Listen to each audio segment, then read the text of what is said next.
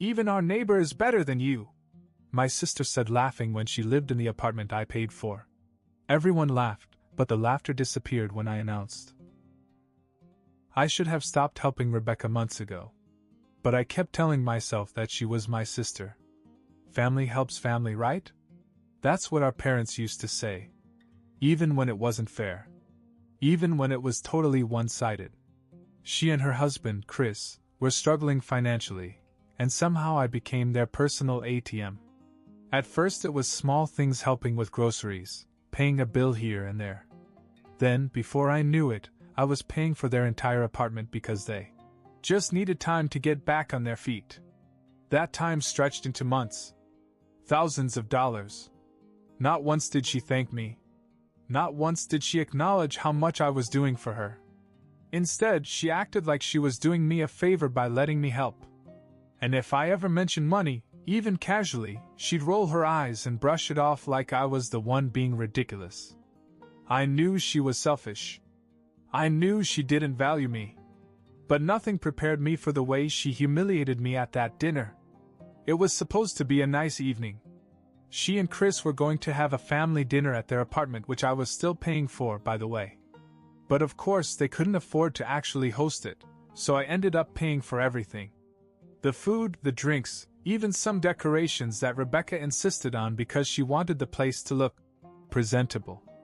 As if she had any right to worry about appearances when she was barely keeping her life together. Our parents were there, along with our younger brother Ethan. Everything started out fine. The wine was flowing, the conversation was easy, and for a brief moment I thought maybe, just maybe, Rebecca would show some gratitude. But then she started. At first, it was little jabs. She teased me about being single, about working too much, about not having any fun. It was nothing new. Rebecca had made me the punchline of her jokes for years. Usually I let it go. But tonight she didn't stop. "George, when was the last time you even went on a date?" she asked with a grin. Chris chuckled. "Yeah, man, you gotta get out there." I took a sip of my drink and ignored her. But Rebecca wasn't done. "Maybe you should ask our neighbor for advice," she said, nudging Chris. "Even he's better than you." And just like that, they all started laughing. My own family. Something inside me snapped. I put down my glass and felt a strange sense of calm come over me. Then I looked directly at them and said, "Yes, I'm sure he seems better. Considering you're sleeping with him." The laughter stopped immediately. For a moment, the only sound in the apartment was the low hum of the refrigerator. Everyone just sat there, staring at me as if I had just set the table on fire. Rebecca's face twisted into something between shock and anger. Chris blinked a few times, confused, his fork still halfway to his mouth. My mother put down her wine glass. Ethan actually gasped, like we were in a movie. Then Rebecca let out this fake little laugh. Mom's words hit me like a slap. I just sat there and stared at her. "Are you serious?" She crossed her arms. "What did you think would happen, George? That you'd humiliate your sister and we'd all applaud?" I looked around the table. Ethan was still frozen, his eyes darting between all of us as if he were watching a car accident. Rebecca was wiping her face, smearing her mascara. She didn't even look at me. But it was my dad's face that really surprised me. He wasn't angry. He just looked tired. "You had no right," Mom continued. "That was between Rebecca and Chris. You had no business butting in." I let out a sharp laugh. "Are you serious? I paid for that damn apartment. I sent her thousands of dollars while she was running around with another guy behind her husband's back, and somehow I'm the bad guy." Rebecca finally looked up. Her expression was cold. "Nobody asked you to." I clenched my jaw. "Excuse me?" She sniffed. "No one forced you to help, George. You did it because you wanted to. And now you act like I owe you for it?" She laughed bitterly. "You're pathetic." Something inside me snapped. "You know what? You're right. No one forced me to help. That was my mistake. And I won't make it again." I reached into my wallet and pulled out a folded check I had brought with me, another $2,000 I had planned to give her. I held it up to her face for a second, then tore it in half. Rebecca's eyes widened. George! I tore it again. Then again. Then I dropped the pieces onto my plate. You're on your own. The room fell silent. Even Ethan looked shocked. Rebecca's face turned red. You can't just dash. I can. I stood up. And I just did. I turned to leave, but my mom grabbed my arm. Hard. You don't turn your back on family. Her voice was deep, warning. I pulled my arm away. Maybe families shouldn't take advantage of each other. I made it halfway to the door before my father finally spoke. His voice was calm. George. Just, let's all calm down. I turned to him. Dad, are you really okay with this? With what she did? He hesitated. I could see it in his face. He wasn't okay with it. But then Mom shot him a look, and just like that, his shoulders slumped. She's still our daughter, he muttered. Unbelievable. I shook my head and left. I didn't get very far. I had just stepped into the hallway when I heard someone running after me. It was Ethan. Dude! I didn't sleep that night. I lay in bed, staring at the ceiling, replaying everything in my head. Rebecca's affair. Mom's reaction. Ethan's whispered confession. It was all swirling around in my brain, and no matter how much I tried to shut it out, one thought kept creeping back in. Who the hell was Mom's mystery guy? By morning, I had made up my mind. I needed to find out. I called Ethan. Take me to where you saw them. Ethan hesitated. Dude, I don't know. Ethan. My voice was firm. I need to see it for myself. He sighed. Fine. Meet me in an hour. We drove in silence. Ethan was gripping the steering wheel too tightly, his knuckles white. He pulled into the parking lot of the coffee shop and pointed to a corner booth by the window. That's where I saw them the first time. I stared at it. A normal coffee shop. Normal people inside. But my mother had sat in that booth, holding hands with a man who wasn't my father. Where did you see them the second time? I asked. Ethan hesitated. You really want to go there? I turned to him. Yes. A few minutes later, we pulled into a quiet parking lot near a hiking trail. This is where they were. Ethan gestured toward a silver sedan parked near the edge of the lot. I frowned. Wait. That car? Ethan followed my gaze. The same silver sedan was parked in the exact same spot as before. I felt my pulse pick up. He's here. Ethan's eyes widened. Oh shit. We sat there, frozen. Then, before I could second-guess myself, I got out of the car. Dude, what the hell are you doing? Ethan whisper yelled behind me. I ignored him and marched straight toward the sedan. As I got closer, I saw two people in the front seat. Mom. And a man I definitely didn't recognize. They were talking. She was smiling. He reached over and tucked a strand of her hair behind her ear, and she leaned into it. My stomach twisted. I knocked on the window. Mom's head snapped up so fast she almost hit the roof. The man turned, his face going pale. I didn't wait. I yanked the door open. What the hell is this? Mom looked like she was going to pass out. George, what are you doing here? The man's mouth opened and closed like a fish. He was older, maybe late 50s, with neatly combed hair and a well-pressed shirt. He looked like someone's dad. Someone's husband. Who the hell is this? I asked again. Mom didn't answer. But the man did. I'm her boss. I felt my stomach drop. Her what? Mom covered her face. Oh my God! But it was too late. The guy, her boss, looked guilty as hell. He wasn't lying. Holy shit. I turned to Mom, my voice sharp. How long? She still didn't answer. The guy swallowed hard. Then, barely above a whisper, he said, Almost 2 years. My whole body went numb. I heard Ethan let out a quiet, stunned, "What the fuck?" behind me, but I couldn't look away from her. 2 years. Rebecca had been cheating for 6 months, and I had been disgusted. But Mom? Mom had been doing it for 2 years. I stepped back, shaking my head. Does Dad know? Mom still wouldn't look at me. That was answer enough. And suddenly, I realized something even worse. The way she had so quickly defended Rebecca. The way she had looked at me with disgust, like I was the villain for exposing it. She wasn't just protecting her daughter. She was protecting herself. Mom sat there, frozen. She didn't speak, didn't move. Just stared at the dashboard like if she ignored me long enough, I'd disappear. Ethan broke the silence. 2 years? His voice was shaking. You've been cheating on Dad for 2 years? Mom flinched like he had slapped her. Her boss, this random, pathetic-looking guy, shifted uncomfortably in his seat. Look, I should probably go. Yeah, I snapped. You should. He fumbled with the door handle and practically fell out of the car. He didn't even look back as he scurried off like a cockroach when the lights come on. Then it was just us. Mom sighed and ran a hand through her hair. I never wanted you to find out like this. I laughed, but there was no humor in it. Like this?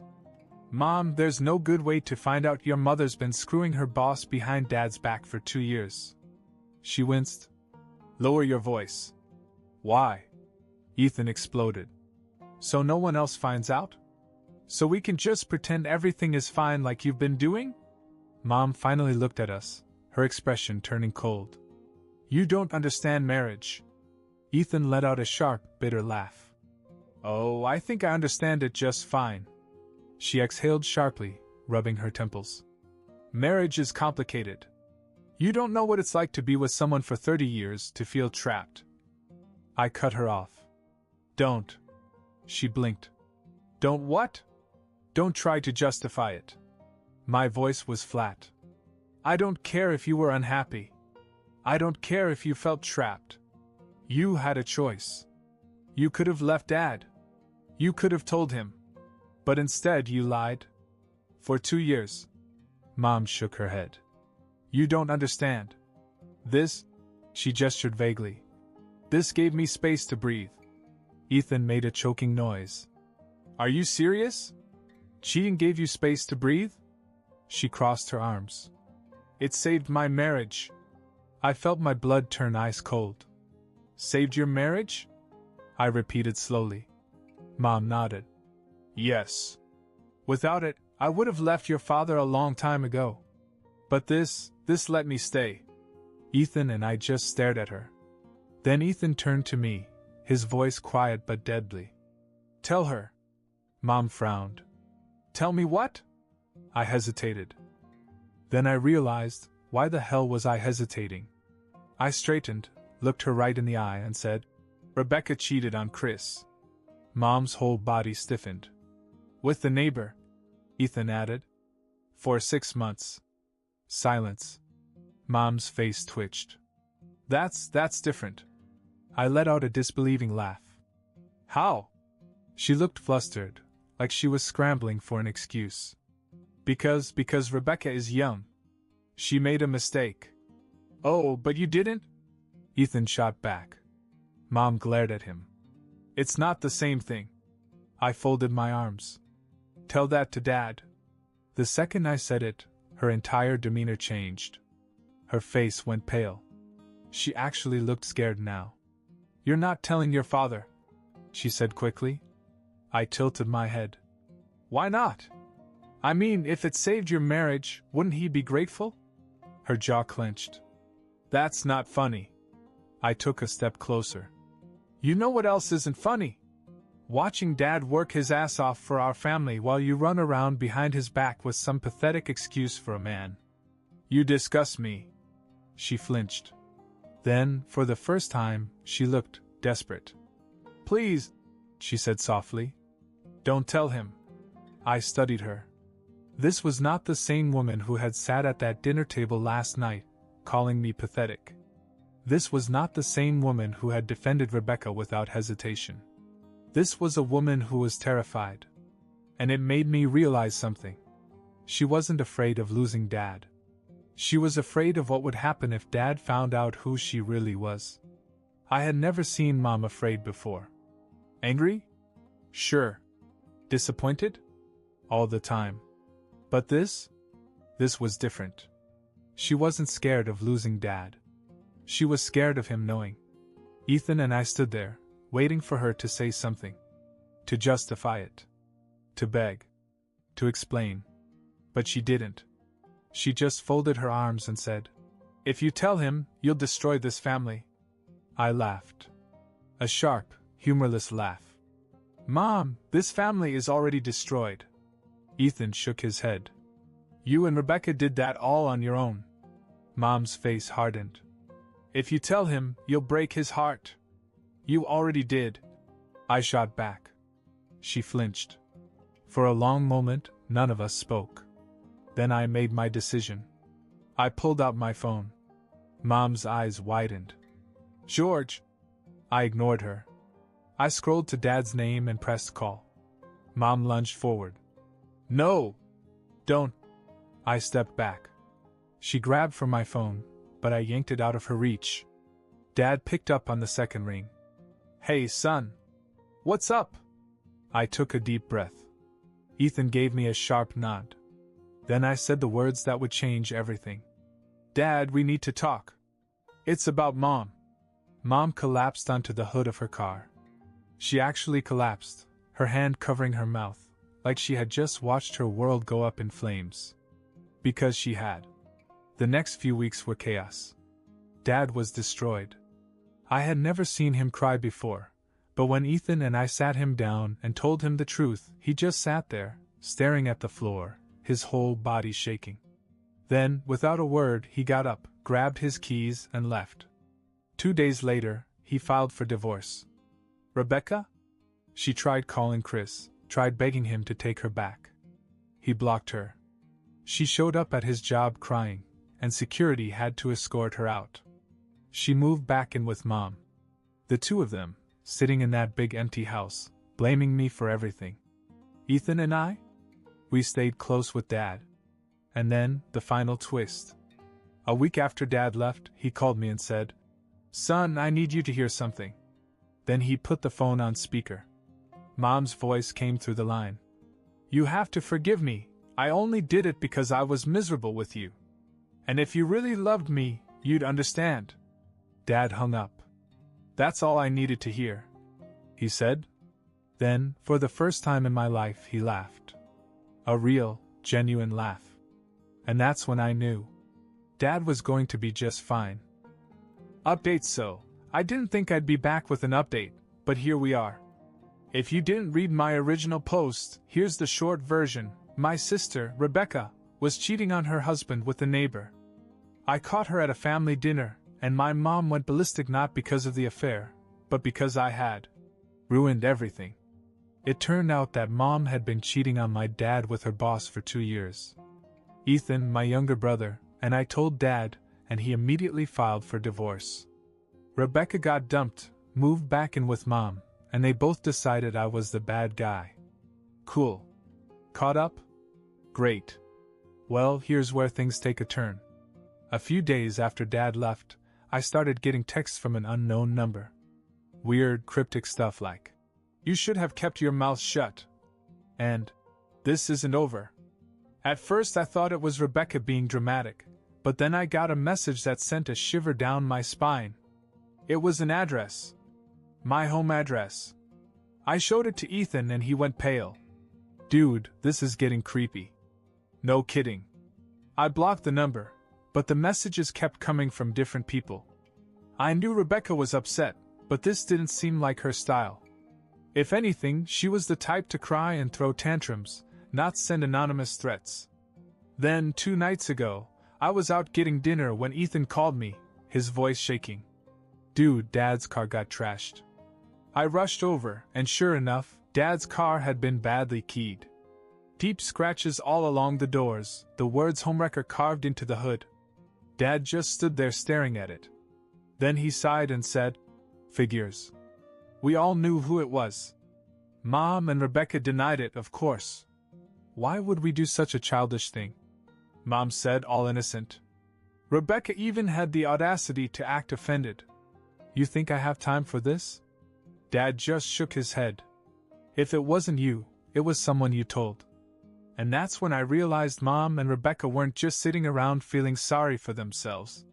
They were out there, playing the victims, spinning the story their way. And people believed them. I found out through a mutual friend that Mom had been telling all our relatives that Dad was the one who left her. That I was a bitter, jealous brother who wanted to ruin Rebecca's life. That Ethan had been brainwashed by me. It was insane. And the worst part? Some of them sided with her. Aunt Linda, one of Mom's sisters, called me and actually yelled at me. How dare you do this to your mother? She snapped. She gave you everything. I hung up on her. Dad, Ethan and I decided we had to back off. Let her drown in her own mess. But before we could, another bombshell dropped.